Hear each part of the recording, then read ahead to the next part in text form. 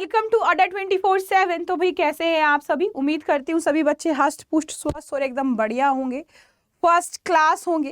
आज हम हमारा नेक्स्ट चैप्टर शुरू कर रहे हैं, दैट इज इवोल्यूशन। और इसको बहुत ही प्यार से और बहुत ही हौले से हम इसको करने वाले हैं, राइट? तो शुरू कर लेते हैं हमारे चैप्टर को, दैट इज इवोल्यूशन। देखो बेटा, अगर मैं बात करूं इवोल्यूशन की, जिसको हम कहते हैं जैविक विकास, अगर मैं इसकी बात करूं तो ये हमारे एक बायोलॉजी के ब्रांच का हिस्सा होता है, जिसके अंदर हम ये देखते हैं, जब हम सुनते हैं ना कि पहली धरती आग का गोला था, आज उसके ऊपर क्या है, लिविंग ऑर्गेनिज्म है। यानी कि टाइम के साथ साथ क्या क्या चेंजेस धरती के ऊपर आए हैं, दैट इज कॉल्ड इवोल्यूशन। यानी कि जहां पे हम लाइफ फॉर्म की, धरती के ऊपर जो लाइफ फॉर्म है उसकी हिस्ट्री पढ़ते हैं, that is evolution, that is bro evolution, right? अब अगर मैं बात करूं यहाँ पे, तो हमारी ये जिंदगी कहाँ से आई, हमको यहाँ से शुरू करना पड़ेगा पहले कि ऑरिजिन कहाँ से हुआ, है ना? देखो, हमारे पास बहुत सारी अलग अलग तरीके की थ्योरी आती है, बट जो लिविंग ऑर्गेनिज्म का अर्थ के ऊपर आ जाना, ये सबसे यूनिक एक इवेंट था,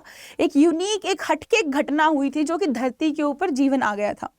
ठीक है, अब अगर मैं बात करूं तो यहाँ पे हम बोलते हैं कि जो हमारा यूनिवर्स है वो कम से कम कितना पुराना है, 20 बिलियन पुराना है। मतलब ये मान लो कि यूनिवर्स हमारा 20 बिलियन ईयर पुराना है, और इसके अंदर, इस यूनिवर्स के अंदर इतनी सारी गैलेक्सीज है, ढेरों सारी गैलेक्सीज हैं, ढेरों सारी गैलेक्सीज के साथ बहुत सारे सितारे हैं, बहुत सारे बादल, बहुत सारा डस्ट हमारा होता है। बट यहाँ पे जब हम ओरिजिन ऑफ लाइफ की बात करते हैं, तो यहाँ पे सबसे वैलिड जो आती है वो आती है big bang theory.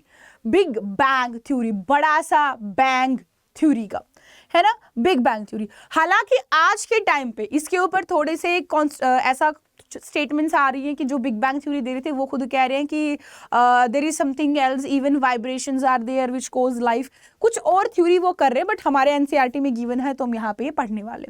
Big bang, बड़ा सा धमाका, बड़ा सा धमाका, ये हमारी थ्योरी कहती है। ये कहती है कि पहले जो हमारी धरती थी, पहले जो हमारी अर्थ थी, हमारी अर्थ के ऊपर क्या हुआ, एकदम से बड़ा सा एक्सप्लोजन हुआ, ह्यूज एक्सप्लोजन हुआ एक बार में ही। मतलब ऐसे अनइमेजिनेबल, हम सोच भी नहीं सकते। मतलब हमारी धरती घूम रही थी, घूम रही थी, घूम रही थी, घूम रही थी, धरती घूम रही थी, घूम रही थी, घूम रही थी, धरती नहीं घूम रही थी। पहले हम बोलते कि आग का गोला है, जो हमारा सन है, जो रोटेट करता था, घूमता रहता था, घूमता रहता था। एकदम उसके अंदर एक एक्सप्लोजन हुआ, बड़ा सा एक्सप्लोजन हुआ, तो वो तो स्टेबल हो गया, बट उसके अंदर से जो टुकड़े बाहर निकले वो अभी भी ऐसे उस सन के चारों तरफ घूम रहे थे ड्यू टू ग्रेविटेशनल फोर्स, और उनको हमने कह दिया प्लैनेट्स, राइट? और इसी से हमारी धरती भी बनी। धीरे धीरे टाइम के साथ उस धमाके होने के बाद जो आग का गोला था, उस एक्सप्लोजन की वजह से जो हमारा टेम्परेचर था वो भी थोड़ा हल्का सा कम हो गया। जैसे ही हमारा टेम्परेचर कम होता है, वहां पे कुछ गैसेस भी बन जाती हैं। अब क्योंकि मैंने बोला आग का गोला था, तो जो धरती की सतह थी, जो उसका सरफेस था, उसके बर्न होने से हमारे पास बहुत सारी गैसेस की फॉर्मेशन भी हुई, जैसे कि हाइड्रोजन एंड हीलियम।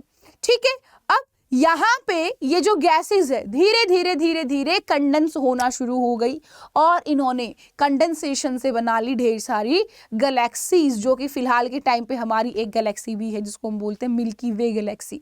और मिल्की वे गैलेक्सी आपका 4.5 मिलियन साल पहले कभी बना था, और उस टाइम पे कोई भी धरती के पास एटमॉस्फेयर नहीं था, कोई हवा पानी कुछ भी नहीं था, सिर्फ और सिर्फ था तो क्या, हाइड्रोजन एंड हीलियम।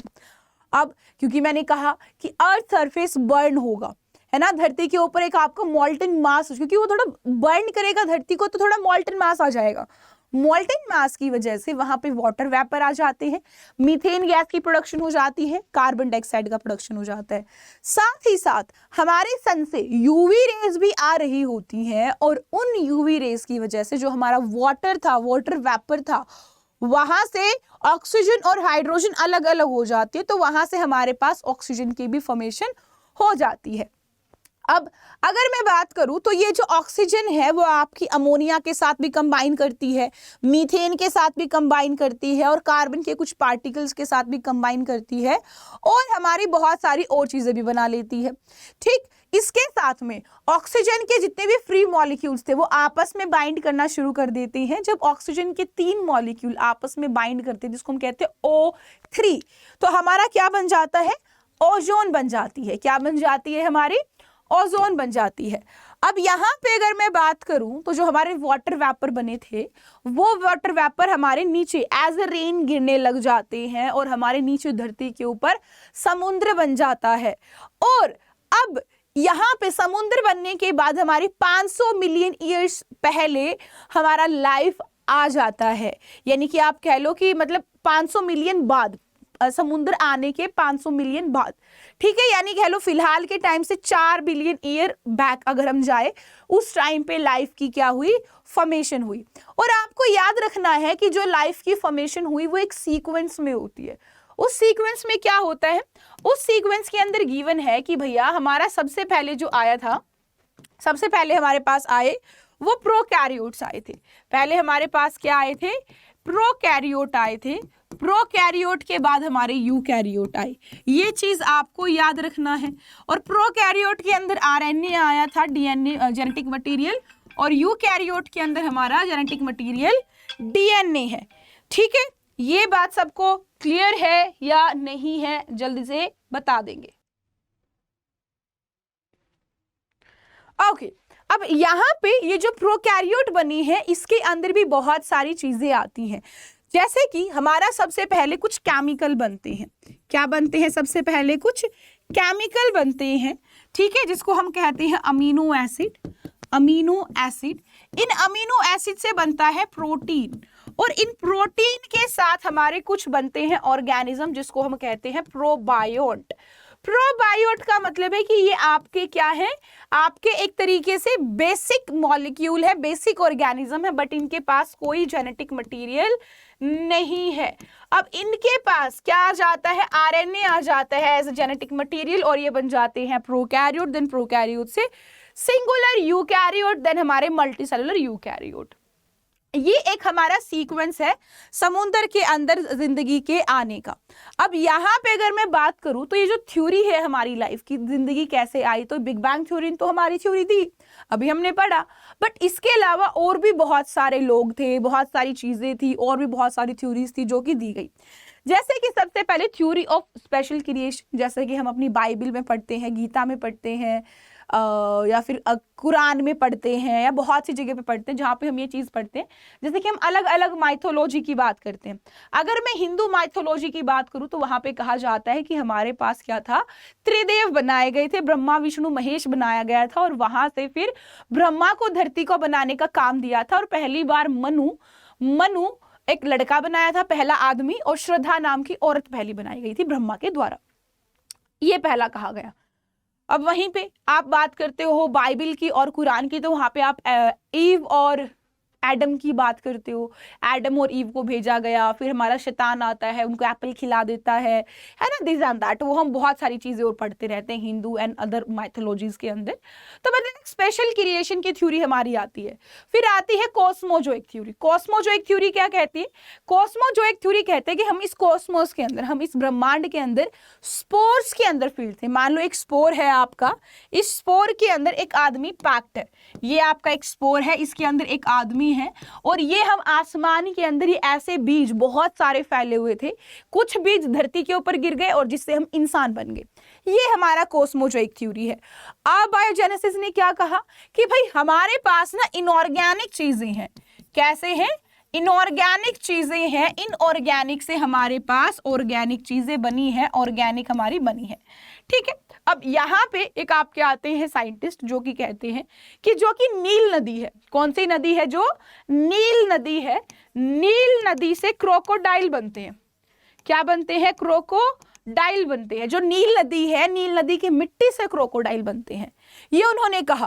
उन्होंने बस देखा नील नदी है, मड होगा भाई, दलदली एरिया है, वहां पे बहुत सारे आपके मगरमच्छ थे। उन्होंने देखा होगा कि पहले दलदल के अंदर कोई मगरमच्छ फंस गया होगा, ठीक है। अब मगरमच्छ की बड़ी अच्छी जिंदगी होती है, बहुत लंबे लंबे टाइम तक वो जीते हैं। वो बेचारा फंस गया होगा, ड्राई अप हो गया होगा, बारिश वारिश हो गई होगी, तो एकदम से वहां से मगरमच्छ निकल के आ गया होगा। अब उस साइंटिस्ट ने सोचा होगा कि भैया ये तो इस मड से ही बना है, तो वो उसका थोड़ा सा ऊपर से वो हमेशा मड में रहते थे, तो इसीलिए उन्होंने कहा कि नील नदी की मड से आपका मगरमच्छ बन गया। ये उनकी थ्योरी थी। फिर आती है बायोजेनेसिस थ्योरी। ये कहते हैं कि लाइफ से ही लाइफ आई। किससे? लाइफ से ही लाइफ आई। अब अगर मैं इनकी बात करूं बायोजेनेसिस थ्योरी की, तो इन्होंने बड़ा अजीब सा एक एक्सपेरिमेंट करा। इन्होंने क्या एक्सपेरिमेंट करा? इन्होंने करा कि एक इन्होंने ना जार लिया, इन्होंने क्या लिया? एक जार लिया और उस जार के अंदर छोटा सा मीट का टुकड़ा रख दिया। जार लिया और जार के अंदर छोटा सा मीट का टुकड़ा रख दिया। तो देखते हैं कि हमारे पास बहुत सारी फ्लाइज आती हैं और वो अपने यहाँ पे अंडे दे के चली जाती हैं, फिर यहाँ पे बहुत छोटे छोटे से कीड़े हो जाते हैं इस मीट के टुकड़े पे ऊपर। तो ये सोचते हैं कि हमारा जो मीट था वो कैसा था? एक लाइफ की फॉर्म थी। किसकी फॉर्म थी? एक लाइफ की फॉर्म थी। और लाइफ की फॉर्म से हमारा क्या आ जाता है? लाइफ की फॉर्म से हमारी आ जाती है दूसरी लाइफ।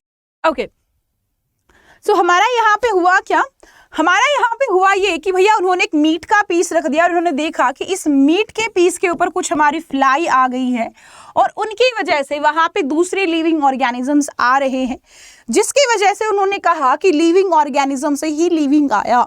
अब यहाँ पे हुआ क्या था कि मीट के ऊपर अपनी फ्लाइज अपने मैगेट्स देती है, अपने अंडे देती है, ताकि वो अपने मैगेट्स जो उसके बच्चे जो है खाना खा सके। अब ये थ्योरी भी आपका हल्का फुल्का क्या कर जाती है भाई? डिस्कार्ड हो जाते हैं। फिर आपकी जो सबसे ज्यादा मानी जाने वाली theory, that is chemogenetic evolution theory. That is chemogenetic evolution theory, ये आती है। और कैमोजेनेटिक इवोल्यूशन थ्योरी क्या कहती है? ये कहती है कि भाई हमारी जितनी भी लाइफ है सारी की सारी पहले केमिकल से आई है। ये केमिकल लेटर ऑन हमारे जेनेटिक मेकअप बना लेता है और फिर इस जेनेटिक मेकअप आगे जाके ट्रांसफर होता रहता है। इसी थ्योरी के ऊपर यूरे मिलर ने अपना एक्सपेरिमेंट भी दिया था। उन्होंने क्या किया? उन्होंने एक एक्सपेरिमेंट ये किया, उनके साथ दो साइंटिस्ट थे, मिलर एंड यूरे, बहुत अलग अलग है। जैसे स्टैनली मिलर एक अलग साइंटिस्ट है, हार्लोड सी यूरे अलग साइंटिस्ट है। दोनों ने मिलके क्या किया? इन्होंने सोचा कि क्यों ना हम कुछ ऐसी सिचुएशंस दे दें जो हमारी पहले बिग बैंग थ्योरी कह रहा है उसके अकॉर्डिंगली हम दे देते हैं सिचुएशंस, हमारी वही वाला सेम एटमॉस्फेयर हम दे देते हैं, वो सेम एटमॉस्फेयर प्रोवाइड कर देते हैं, ठीक है। और वो ट्राई करते हैं अमीनो एसिड्स बनाने की अपने इनऑर्गेनिक मैटर से। इनऑर्गेनिक मैटर हमको पता है, ये इनऑर्गेनिक मैटर जैसे हमारी गैसेज एंड ऑल, ठीक है। अब इन दोनों ने क्या किया? इन दोनों ने मीथेन गैस को लिया, वाटर को लिया, हाइड्रोजन को लिया, अमोनिया को लिया, और इनको कैसे लिया? इन्होंने मान लिया कि भाई ये हमारे उस टाइम पे एटमॉस्फेयर पे थे तो इनको हम ले लेते हैं, और इन केमिकल्स को उन्होंने सील कर दिया बाद में एक आपके ग्लास ट्यूब में, जो कि आप यहाँ पे देख पा रहे हैं, ठीक है। यहाँ पे एक आपका ट्यूब लिया है, इसके अंदर इन्होंने इन सारी गैसेस को बंद कर दिया है। अब यहाँ पे बंद करने के बाद इन्होंने 2 इलेक्ट्रोड्स डाले यहाँ पे, और इलेक्ट्रोड्स डालने के बाद वहां पे खूब सारी क्या कराई भैया? बॉम्बार्डमेंट सी कराई, स्पार्क कराया, और उस स्पार्क की वजह से टेम्परेचर भी इन्होंने राइज कर रखा था, टेम्परेचर भी इन्होंने हाई टेम्परेचर ले रखा था, ठीक है। और जिसकी वजह से यहाँ पे इन गैसेस के अंदर क्या हो गया भाई? इन गैसेस की वजह से आपके कुछ केमिकल, वो बाद में देखते हैं कि यहाँ पे जो हमारी बॉम्बार्डमेंट हुई है, यहाँ पे जितना कुछ भी हमारा हुआ है, उससे जो भी चीज बनी है वो नीचे कंडेंस होके आ जाएगी।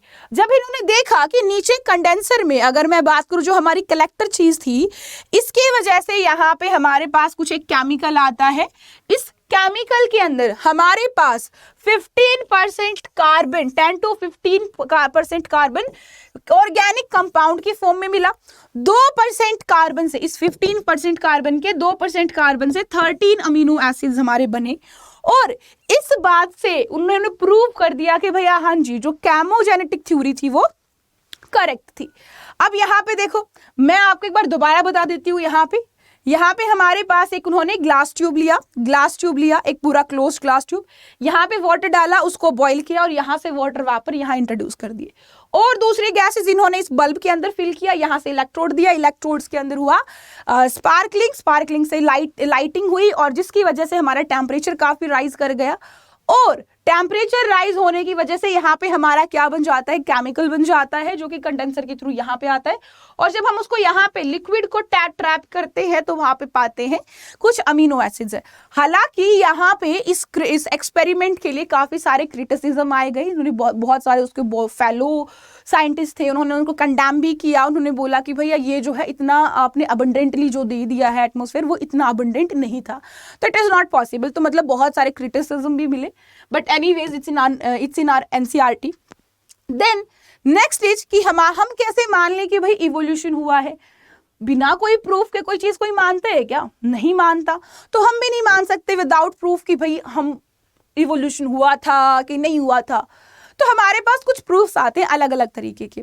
पहला जो प्रूफ आता है वो हमारा आता है पैलिएंटोलॉजिकल एविडेंस। पैलिएंटोलॉजिकल मतलब कि पैलिएंटो यानी कि फॉसिल्स, फॉसिल की फॉर्म्स का हम मानते हैं एविडेंस। जैसे कि हम कैसे मान लें किस तरीके का कोई पत्ता था या ऑर्गेनिज्म था, तो ये हमारे रॉक्स के ऊपर फॉसिल्स मिलते हैं और इन फॉसिल्स से हम मानते हैं, इनको एज एविडेंस यूज करते हैं कि आज के टाइम पे ऐसे स्ट्रक्चर का कोई भी लीफ नहीं है, हो सकता है पहले रहा हो और ऐसा हुआ हो, इधर से ही आगे इवोल्यूशन हुई हो। आगे आपका नेक्स्ट आता है एक अर्नेस्ट हैकेल करके साइंटिस्ट आते हैं, वो एक एम्ब्रियोलॉजिकल सपोर्ट करते हैं इवोल्यूशन के लिए, और वो कहते हैं कि भैया हमारे पास ना जितने भी ऑर्गेनिजम्स है, वो उनका क्या होता है, वो कहते हैं जितने भी ऑर्गेनिजम्स हैं, सभी ऑर्गेनिजम्स, सभी ऑर्गेनिजम्स जो हैं वो हर एक, जैसे हमने इवोल्यूशन करा है, हमने क्या मानते हैं कि हम ये मानते हैं कि पहले हम पानी में थे, है ना, पहले हम बैक्टीरिया थे, उसके बाद हम पानी में आए फिशेस, फिशेस से एम्फीबिया, एम्फीबिया से रेप्टाइल, या फिर एम्फीबिया रेप्टाइल के बाद आपका बर्ड्स एंड एव्स, या फिर आपका मैमल्स, है ना, एनिमल्स में निकल जाएगा। मतलब उन्होंने बोला कि आप हर किसी जहां से भी आप इवोल्यूट होके आए हो, उस पूरी की पूरी स्टेज को आपका बेबी वूम के अंदर फील करता है। पहले वो एक मछली के बच्चे जैसा बनेगा, फिर वो एम्फीबिया के बच्चे जैसा बनेगा, फिर वो रेप्टाइल के बच्चे जैसा बनेगा, फिर वो इंसान का बच्चा बनेगा। उनके अकॉर्डिंगली ये बात थी। अब जो कि लॉजिकल नहीं थी, बट उन्होंने फिर भी कहा कि हमारा जो एम्ब्रियोनिक स्टेज है वो सभी वर्टिब्रेट्स में कॉमन होता है, सभी एक दूसरे की फेजेस के अंदर से होके आते हैं। उन्होंने उनके सपोर्ट में कहा कि जो हमारी, अगर मैं बात करूं तो इंसानों के अंदर भी हमारे पास वेस्टिजियल, हमारे कानों के ठीक पीछे वेस्टिजियल गिल्स हैं अर्नेस्ट हैकेल के अकॉर्डिंगली, बट ये जो हमारे अंदर वेस्टिजियल काम के नहीं है, तो इसीलिए हम इनको दिखते भी नहीं है, ज्यादा ही हमारे रिड्यूस हो गए हैं। आपकी मछलियों में रिड्यूस्ड नहीं है, अच्छे से दिखते हैं क्योंकि इनका यूज होता है, ठीक है। बट यहाँ पे ये जो चीज है ये बिल्कुल ही नकार दी गई। एक और इन्हीं के नाम जैसे साइंटिस्ट आते हैं जिनका नाम है कार्ल अर्नेस्ट वॉन बेयर। ये कहते हैं जी देखो बात ऐसी है, ऐसी कोई चीज नहीं होती है, गलत भ्रांतियां मत फैलाओ, ऐसा कुछ नहीं होता है कि अलग अलग स्टेजेस से हमारा ये निकल के जाता है, ठीक है। अब उन्होंने क्या किया, उन्होंने कुछ और ऑर्गेनिजम्स लिए, दूसरे ऑर्गेनिजम्स लिए, उनके साथ कुछ आपकी एनाटमी या मॉर्फोलॉजिकल सिमिलैरिटीज निकाली कि भैया हाँ ये इसके साथ मैच कर रहा, तो पॉसिबल है कि इधर से निकला हो, एक कॉमन ऑरिजिन इनका हो। तो ये वाली चीज इन्होंने कुछ डिफरेंसेस, कुछ सिमिलैरिटीज अलग अलग ऑर्गेनिजम्स के बीच में निकाली, और वहां से दो चीजें निकालते हैं कि भाई हमारा इवोल्यूशन दो तरीके से हुआ था, एक डाइवर्जेंट और एक कन्वर्जेंट। अब डाइवर्जेंट जो इवोल्यूशन था उसके अंदर जो स्ट्रक्चर थे वो थे होमोलोगस। देखो डाइवर्स का मतलब क्या होता है, डाइवर्स का मतलब होता है फैलना। डाइवर्स का मतलब क्या होता है, डाइवर्स का मतलब होता है फैलना, स्प्रेड, है ना, फैलना, यानी एक चीज है अलग अलग फॉर्म में मिलेगी। यानी हमारे पास यहाँ पे स्ट्रक्चर एक ही है, एक ही तरीके का स्ट्रक्चर है, बट उसके जो फंक्शंस है डिफरेंट फंक्शंस हैं। फंक्शंस जो है क्या है भाई, डिफरेंट है, ये उन्होंने कहा। जैसे कि एग्जांपल के लिए मैं बोलूं, हमारे स्ट्रक्चर सेम, फंक्शंस अलग अलग। हमारी बात कर लो डॉल्फिन की, बैट की, ह्यूमन की, हॉर्स की। अगर हमारे बोन्स की अरेंजमेंट देखी जाए, नीचे वही हमारे फेलेंजेस, मेटाटार्सल, स्टार्सल्स, है ना, फीमर, टीबिया, है ना, ये सारी चीजें जो हमारी है ये सेम है, सभी के अंदर सेम स्ट्रक्चर है बोन्स का। बट हालांकि सेम स्ट्रक्चर है बोन्स का, उसके बावजूद भी उनके फंक्शंस डिफरेंट है, यानी same structure different function, that is divergent evolution. Example के लिए आपका ये हो ही गया। इसके साथ आप ले सकते हो वेल, बैट, चीता, ह्यूमन, इन सब की सिमिलैरिटी क्या है, सिमिलैरिटी है कि इनका फोर लिम्ब जो है वो सबका सेम है, बट फंक्शन अलग अलग है। अगर मैं प्लांट्स की बात करूं, जैसे कि आप यहां देख सकते हो सेम, अगर मैं प्लांट्स की बात करूं तो प्लांट्स के अंदर जैसे बोगनविलिया, कुकुरबिट्टा, एक आपका सेम स्ट्रक्चर है उनके सेल्स का। अगर आप बात करो किसका, अगर आप बात करो थॉर्न का या आप बात करो टेंड्रिल का, दोनों का ही सेम स्ट्रक्चर है, एक ही जगह से बनते हैं, बट आपका फंक्शन अलग अलग हो जाता है, ठीक है। Next is are analogous, that is convergent. Converse का मतलब क्या होता है, मिल जाना, कहीं पे मिल जाना, मीट कर जाना। कहां पे क्या कर जाना भाई, मीट कर जाना, ठीक है, ये कन्वर्ज कर जाना, कहीं एक पोजीशन पे कन्वर्ज कर जाना, ठीक है, दैट इज कन्वर्जेंट। अब यहाँ पे स्ट्रक्चर तो वही सेम है, अब यहाँ पे स्ट्रक्चर अलग अलग है, फंक्शन सेम हो जाएंगे, अपोजिट हो जाएगा। जैसे कि आप बात करो, एक तितली का पंख है, एक आपका पंख है कौवे का, दोनों के अंदर बहुत डिफरेंस है, बहुत डिफरेंस है, बट दोनों का काम क्या है? उड़ना, दोनों उड़ने में काम करेगा। तो एनालॉगस हमारे स्ट्रक्चर होते हैं जहां पे हमारे पास कन्वर्जेंट हमारा इवोल्यूशन होगा और यहाँ पे हमारा जो फंक्शन होगा, फंक्शन के अंदर डिसिमिलैरिटी होगी, फंक्शन हमारा सेम होगा, फंक्शन हमारा सेम होगा, बट स्ट्रक्चर जो है आपका अलग अलग होगा, different structure same function, that is analogous. ठीक है, एग्जाम्पल के लिए आप यहाँ पे लिख सकते हो कि जैसे कि आपका पैर है, यहाँ पे घोड़े की बात करो तो उसके अंदर कुछ इस तरीके की हड्डियां होती है, वही हमारे इंसान जैसा। एंट की हड्डियां एक अलग तरीके से होती है, ठीक है। डॉल्फिन के फ्लिप अलग से होते हैं, यहाँ पे मछली के ये फिन अलग है, स्ट्रक्चर दोनों का अलग है, बट दोनों का तैरने का काम है, दोनों के पैर अलग अलग है, फिर भी दोनों का दौड़ने का काम है। ये एक आपके इंसेक्ट के विंग और एक आपके मुर्गे के विंग, दोनों स्ट्रक्चर में देखोगे तो अलग अलग है, बट दोनों का काम उड़ना है। तो मतलब ये आपकी चीज आ जाती है। अब इसके बाद हमारे पास आ जाता है अडैप्टिव रेडिएशंस की। अडैप्टिव रेडिएशंस क्या होता है?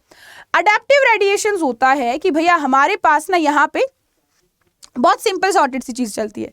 यहाँ पे क्या चलती है हमारे पास? बहुत ही सिंपल सॉर्टेड सी चीज चलती है। सिंपल सॉर्टेड चीज क्या चलती है भाई? यहाँ पे देखो, अगर मैं बात कर रही हूँ यहाँ पे कि मान लो आप एक जगह पे जा रहे हो, है ना, मतलब एक ही जगह पे रहने वाले अलग अलग तरीके के लोग। भारत है, India, our greatest country India, अलग अलग रीजन है।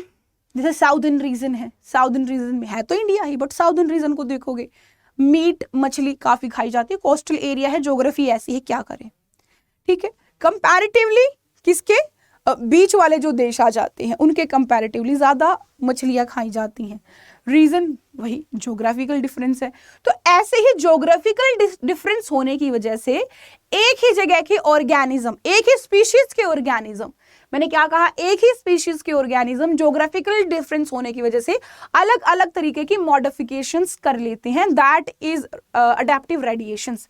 एक ऐसी प्रोसेस हमारी इवोल्यूशन के टाइम पे जहां पे हमारे पास डिफरेंट स्पीशीज है, ठीक है, इवोल्यूशन ऑफ डिफरेंट स्पीशीज, यानी कि हमारे पास बहुत सारी डिफरेंट स्पीशीज बन जाती है।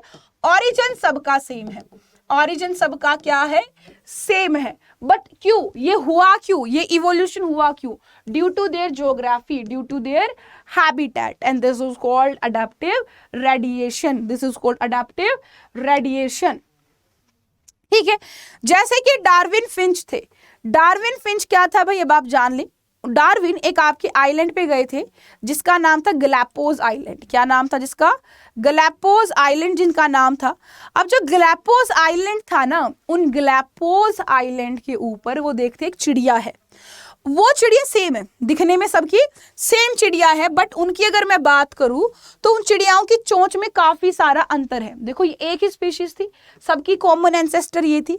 इधर से अगर तो मान लो वो ऐसी जगह पे चली गई जहां पे इंसेक्ट ज्यादा थे तो वो कुछ उनकी चोंच कुछ ऐसी बन गई। मान लो वहां पे बीज खाना था, सीड खाना था, तो उनकी चोंच बड़ी सी बन गई थोड़ी। मान लो उनको क्या खाना है, उनको बड खाने, फ्रूट खाने, तो वो चोंच थोड़ी और बड़ी सी हो गई। मतलब चोंच का साइज बदल गया ड्यू टू देयर ज्योग्राफी। अगर बात करो तो कॉमन एंसेस्टर है सबके एक ही, तो that is called adaptive radiation.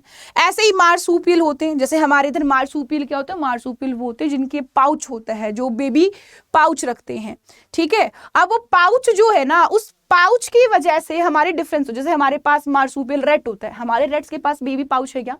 नहीं। उनके बच्चों को छोड़ देंगे तो खुद ही नहीं ढूंढ पाएंगे, इलाका इतना बड़ा है, इसीलिए वो आपका क्या करते हैं? पाउच रखते हैं, बेबीज को साथ में रखते हैं। तो ये हमारा अडैप्टिव रेडिएशन होती है, ठीक है। नेक्स्ट हमारा आ जाता है इवोल्यूशन बाय नेचुरल सिलेक्शन। अब सोच के देखो व्हाट इज नेचुरल सिलेक्शन? जो नेचर सेलेक्ट करे, है ना। तो नेचुरल सिलेक्शन का बड़ा ही इजी सा होता है कि ये जो हमारा होता है, ये अडेप्टेशन के ऊपर निर्भर करता है कि हम किसी भी चीज को अडेप्ट कर पा रहे हैं या नहीं कर पा रहे। मान तो लो अगर हम क्या कर ले, अडेप्ट कर ले रहे हैं, अगर हम वहां पे उस चीज के अकॉर्डिंगली ढल जाते हैं, उस माहौल के अकॉर्डिंगली ढल जाते हैं, तो हमको कोई प्रॉब्लम नहीं होगी, हम सर्वाइव कर जाएंगे। बट हम एक माहौल के अंदर नहीं ढल पाए तो हम सर्वाइव नहीं कर पाएंगे। जैसे कि आप बात करो, एक शहर की लड़की अगर गांव में चली जाती है, मान लो उसने क्या किया, वहां के अकॉर्डिंगली ढल गई, तो उसको कोई प्रॉब्लम नहीं होगी, वो बहुत प्यार प्रेम से खुशी से रहेगी। बट वही लड़की अगर वहां पे गांव के माहौल को नहीं समझ पाती है, वहां पे नहीं ढल पाती है, तो उसको बेहद परेशानियों का सामना करना पड़ता है। वो ये कह रहा है खाने को ये नहीं है, मिट्टी बहुत ज्यादा है, भैंसों का गोबर है, यहाँ पे बहुत सारी चीजें, राइट। तो ये हमारा होता है अडेप्टेशन। अब जो सरवाइव कर जाएगा वो हमारा बच जाएगा, बाकी खत्म, यानी फिटेस्ट विल सर्वाइव। यही आपका होता है बायोलॉजिकल इवोल्यूशन के अंदर नेचुरल फिनोमिना, यानी जो हमारा फिट होगा वही सर्वाइव कर पाएगा, वही नेचर के द्वारा सेलेक्ट कर पाएगा, बाकी सारे आपके खत्म हो जाएंगे एक तरीके से। जैसे कि एग्जाम्पल की बात कर लेते हैं कि इन्वायरमेंट के अकॉर्डिंगली कैसे अडेप्ट करने का, आपका मोथ का जब हमारा इंडस्ट्रियलाइजेशन हुआ, ग्रीन रिवॉल्यूशन के बाद हमारा स्किल रिवॉल्यूशन आता है, तो वहां पे बिफोर इंडस्ट्रियलाइजेशन हमारे पास दो तरीके की मौत थी, एक सफेद मौत थी, एक ब्लैक मौत थी। जब इंडस्ट्रियलाइजेशन नहीं हुआ था उस समय पे वातावरण बड़ा चमक धमक वाला साफ सुथरा था, और उस साफ सुथरे इन्वायरमेंट के अंदर ये व्हाइट के ऊपर ब्लैक अलग से ही नजर आ जाता था, तो ब्लैक वाली मौत को शिकारी खा जाते थे। इनकी संख्या कम थी, व्हाइट वाली ज्यादा थी, क्योंकि व्हाइट छुप जाती थी रिफ्लेक्शन की वजह से। बट इंडस्ट्रियलाइजेशन आया तो वहां पे बहुत सारे सूट पार्टिकल आए, कार्बन पार्टिकल आए, वो जो कि हर कहीं कालिक जमा कर दी। कालिक के अंदर कालिक तो गायब हो गया। अब आपको यहाँ पे व्हाइट के अंदर आपको कहीं व्हाइट नजर आ रहा है, यहाँ पे एक आपकी ये देखो व्हाइट मोथ है ना, आपको यहाँ पे ब्लैक मोथ है, हमको क्या दिखी, ब्लैक मोथ, यहाँ पे ब्लैक मोथ है, मैंने मार्क किया तो आपको नजर आई होगी कि अच्छा यहाँ पे व्हाइट थी, व्हाइट के अंदर व्हाइट दिखी नहीं, ब्लैक के अंदर ब्लैक नहीं दिखी, व्हाइट दिखी। यानी कि आपकी चेंजमेंट होने के कारण, इन्वायरमेंट के चेंज कर जाने के कारण आपकी क्या हो जाती है भाई, आपकी अडेप्टिव जो एबिलिटी है, टेंडेंसी है, वो भी आपकी साथ साथ हो जानी चाहिए। अगर आप अडेप्ट नहीं कर पाओगे तो you will be finished by nature. आगे आ जाता है मैकेनिज्म, कि जो हमारा मैकेनिज्म है, इवोल्यूशन है, ये कैसे हुआ था। अब यहाँ पे हमारे पास अलग अलग साइंटिस्ट आ जाते हैं। क्या आ जाते हैं हमारे पास यहाँ पे, अलग अलग साइंटिस्ट आ जाते हैं। जैसे कि अगर मैं बात करूं तो साइंटिस्ट, एक तो साइंटिस्ट कहते हैं कि एकदम से ही बड़ा सारा म्यूटेशन हुआ, और एक कह रहे हैं कि धीरे धीरे धीरे धीरे म्यूटेशन हुई। जैसे कि ह्यूगो डिवेरिस कहते हैं कि हमारे पास एकदम से सडनली पॉपुलेशन के अंदर बड़ा सा जेनेटिक मॉडिफिकेशन आ गया, बड़ा सा लार्ज म्यूटेशन हो गया, उसकी वजह से हमारे अंदर क्या हुआ, इवोल्यूशन हुआ। ठीक है, यहाँ पे कोई माइनर वेरिएशन नहीं आई, यहाँ पे मेजर वेरिएशन आई। अब यहाँ पे उसके बाद दूसरे हमारे कौन आते हैं, जो डार्विन थे। डार्विन कहते हैं ऐसा कुछ नहीं है, आपका जो वेरिएशन थी बड़ी स्मॉल छोटे छोटे स्टेप्स में आती है, ऐसे नहीं आती है, और ये डायरेक्शनल होती है। ऐसा नहीं होगा कि कहीं भी हो गई, नहीं, डायरेक्शनल होती है। अब जब धीरे धीरे धीरे धीरे धीरे धीरे स्मॉल ग्रेजुअल जब इवोल्यूशन होता है, ग्रेजुअल धीरे धीरे जब चीजें होती है, तो वहां पे हमारी अलग अलग स्पीशीज बनती हैं, दैट इज कॉल्ड स्पेसिफिकेशन, यानी अलग अलग स्पीशीज का ऑरिजिन वहां पे होता है। ठीक है, और इसी को हम बोलते हैं साल्टेशन। साल्टेशन का मतलब होता है सिंगल स्टेप लार्ज म्यूटेशन। ठीक है, और आपका जो डिवेरिस था वो कह रहा है ऐसा कुछ नहीं होता, एकदम से होगा, और उसको कह दिया भाई सॉल्टेशन। ठीक है, इन दोनों टर्म्स के ऊपर कई बार आ जाते हैं क्वेश्चन, ध्यान देंगे। अब हमारे पास आता है हार्डी-विनबर्ग प्रिंसिपल। हार्डी-विनबर्ग प्रिंसिपल क्या कहता है, वो ये कहते हैं कि देखो अगर कोई पॉपुलेशन बड़ी है ना, तो वो स्टेबल रहती है हमेशा। जो उसका जीन पूल है, जो उसका क्या है, जो उसका जीन पूल है, वो जीन पूल हमेशा ही क्या रहता है, स्टेबल रहता है, जनरेशन टू जनरेशन सेम रहेगा, एलील फ्रीक्वेंसी सबकी सेम रहेगी। और इसके लिए वो अपना क्या देते हैं, एक अपना वो भी देते हैं एक फॉर्मूला, जिसके अंदर कहते हैं पी जो किया है, पी जो है डोमिनेंट एलील है, क्यू क्या है, रिसेसिव एलील है। अगर इन दोनों को जोड़ोगे तो हमारे पास क्या आ जाएगा, 1 ही आएगा। अगर मान लो यहाँ पे नेक्स्ट जनरेशन के अंदर एक हेटेरोजाइगस कंडीशन आ गई, दैट इज दिस पी, हम यहाँ पे फॉर्मूला लिख देंगे P square plus 2pq plus Q square. चलो कर लेते हैं इसको, कोई प्रॉब्लम नहीं होगी। मान लेते हैं कि जो डोमिनेंट वाला है, जो हमारे पास डोमिनेंट है वो 0.7% है, जो रिसेसिव है वो हमारे पास 0.3% है। सीधी सी बात है, P प्लस Q, ये हमारा P, ये हमारा Q, इनको हम जोड़ेंगे तो 1 ही आएगा, दोनों को जोड़ेंगे तो। बट यहाँ पे अगर मैं बात करूं किसकी, यहाँ पे अगर मैं बात कर लेती हूँ कि हम अगर मान लो हेटेरोजाइगस कंडीशन डाल लेते हैं, हमको नहीं पता हेटेरोजाइगस कंडीशन क्या, तो हम लिख लेते हैं direct 1 is equal to P का स्क्वायर, दैट इज 0.7 का 749, यानी कि 0.49। दूसरा हमारा हमको निकालना है ये पी क्यू कितना होएगा, और आपका क्यू स्क्वेयर यानी कि 3 यानी कि हमारा 0.9। अब देखो इनको जब हम ऐड करते हैं, जब इनको क्या करते हैं हम ऐड करते हैं, तो यहाँ पे क्या आ जाता है, यहाँ पे आ जाता है आपका 58 प्लस 2pq प्लस 2pq आ जाता है। आता है कि नहीं आता है? आता है, बिल्कुल आता है। अब यहाँ पे हम इसको कर देंगे माइनस 0.0 है ना, एक में से माइनस कर देंगे 058 को, है ना, और यहाँ पे वो हमारा 2pq हो जाएगा। ठीक है, आ कितना जाएगा हम सबको पता है, आने वाला कितना आएगा भाई, यहाँ पे आएगा हमारा 42, यहाँ पे आ जाएगा 42 2pq यानी 0.42। अब यहाँ पे जरा करके देखें, हम करके देख लेते हैं 0.49 प्लस 0.42 प्लस हमारा 0.9। जब हम इनको ऐड करते हैं तो हमारे पास एक ही चीज आती है एंड दैट इज 1। यानी कि उन्होंने जो स्टेटमेंट दी हार्डी बीनबर्ग ने, वो बहुत सही स्टेटमेंट उन्होंने दी थी। ठीक है, चलिए अब यहाँ पे उन्होंने बोला कि ये जो चीजें है ना, ये हमारी मैं कह रही हूँ एलील फ्रीक्वेंसी एक लार्ज उसके अंदर सेम रहता है, बट यहाँ पे अगर कुछ चीजें ना हो जो इसको अफेक्ट कर सकती है तो ही पॉसिबल है, नहीं तो कुछ ऐसे फैक्टर भी हैं जो कि हमारी पॉपुलेशन को देखो अफेक्ट कर रहे हैं। जैसे कि हमारे पास कोई जीन फ्लो नहीं होना चाहिए। जीन फ्लो का मतलब है कि यहाँ पे ना तो कोई आए पॉपुलेशन से, ना कोई जाए, ना तो इस पॉपुलेशन के अंदर कोई आए और ना ही इस पॉपुलेशन से कोई बाहर जाए, ना तो यहाँ पे इमिग्रेशन हो ना यहाँ पे एमिग्रेशन हो। क्या ना हो, ना तो यहाँ पे इमिग्रेशन हो ना यहाँ पे एमिग्रेशन हो। ठीक है, दूसरा उन्होंने कहा कि यहाँ पे जेनेटिक ड्रिफ्ट ना होना चाहिए। जेनेटिक ड्रिफ्ट क्या होता है, मान लो कोई सडन आपकी चीजें हुई हैं, कोई एकदम से सडन मैं कह दूं एकदम से ऑल ऑफ सडन एक तरीके से चेंज आ गया है नेचुरल क्लाइमेटी की वजह से, तो आपकी कुछ पॉपुलेशन रह जाती है जिससे आगे हमारी पॉपुलेशन बनती है, दैट इज जेनेटिक ड्रिफ्ट। ठीक है, कोई म्यूटेशन ना आए, जेनेटिक रिकॉम्बिनेशन ना बने और ना ही नेचुरल सिलेक्शन वहां पे हो। तो अगर ये सारी चीजें नहीं होती हैं तो वो हमारा फॉलो अप होता है। अगर ये सारी चीजें इनमें से एक चीज भी आ जाती है तो वहां पे क्या हो जाएगा, वहां पे हमारे पास भाई वो इक्वेशन काम नहीं करेगी। ठीक है, चलिए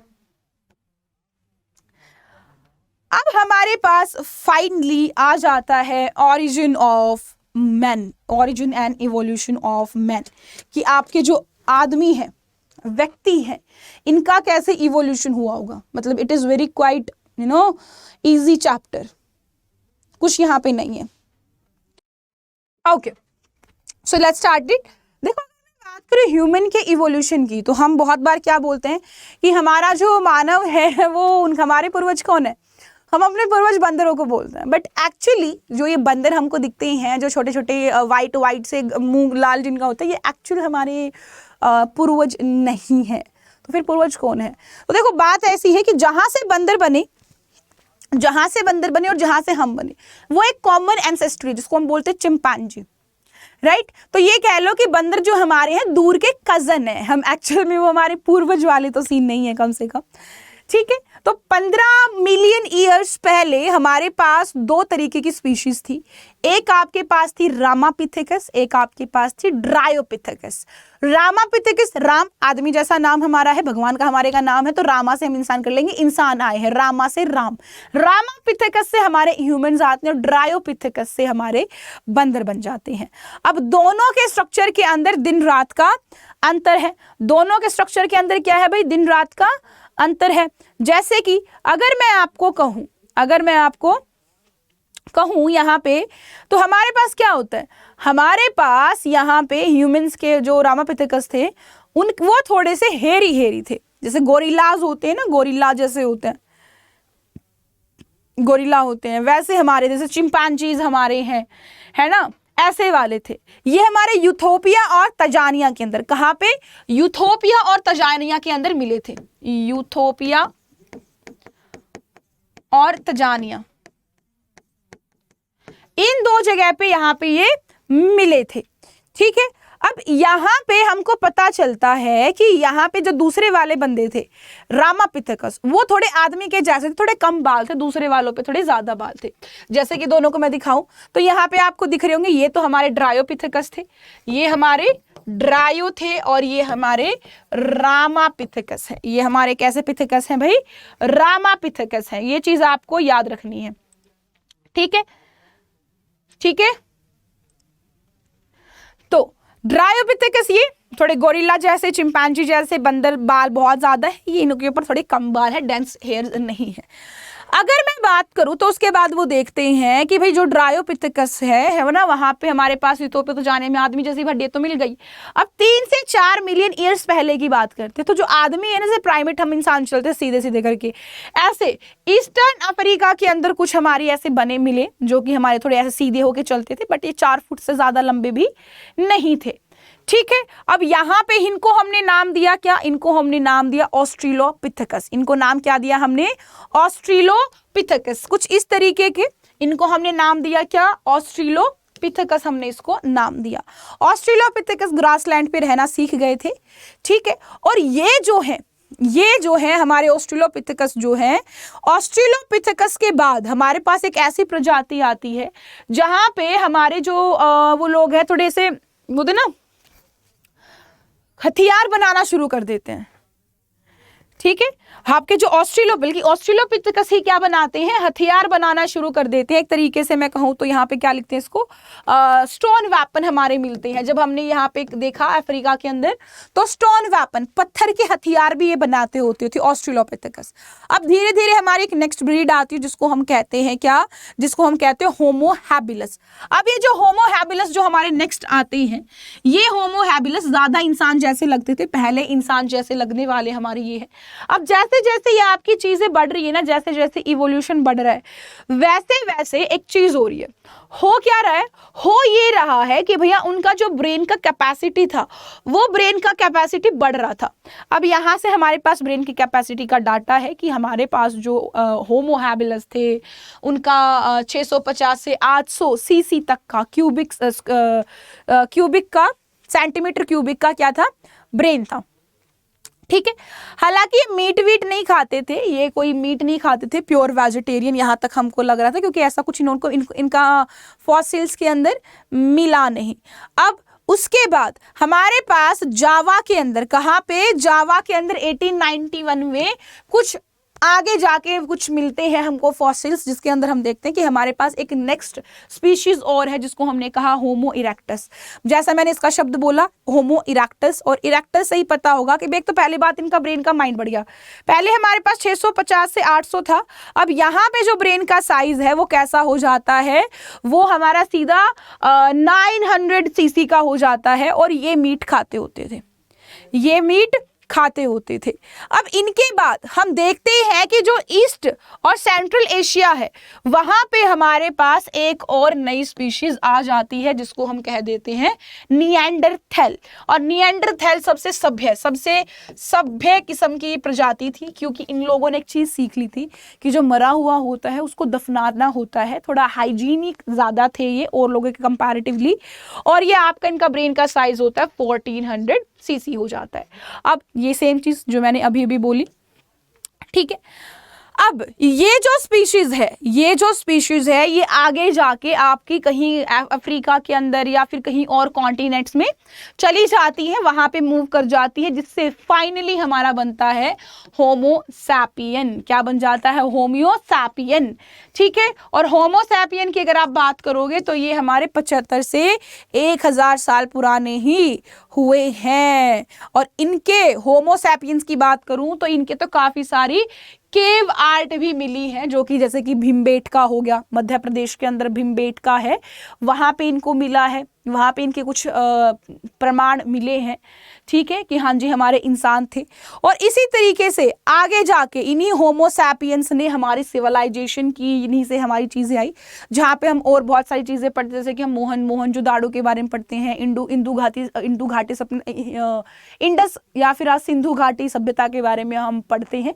तो वो वाली जो सिविलाइजेशन जिसको हमको पहले कभी मिले हैं प्रमाण, तो वो आपके फर्दर ऑन आगे चले जाते हैं, तो उसके अंदर ऐसा कुछ नहीं है कि भाई हाँ कुछ ज्यादा ही कुछ है, ठीक है। तो it is all about our evolution guys, छोटा सा चैप्टर है, कुछ भी नहीं है, बट अच्छा खासा मार्क्स का वेटेज रखता है।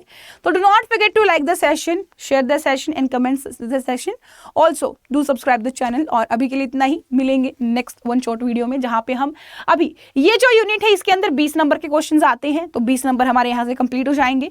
नेक्स्ट हमारी 16 मार्क्स वाली यूनिट है, दैट इज रिप्रोडक्शन, और रिप्रोडक्शन में भी पढ़ने वाले हैं। तो अभी के लिए goodbye, have nice day, see you.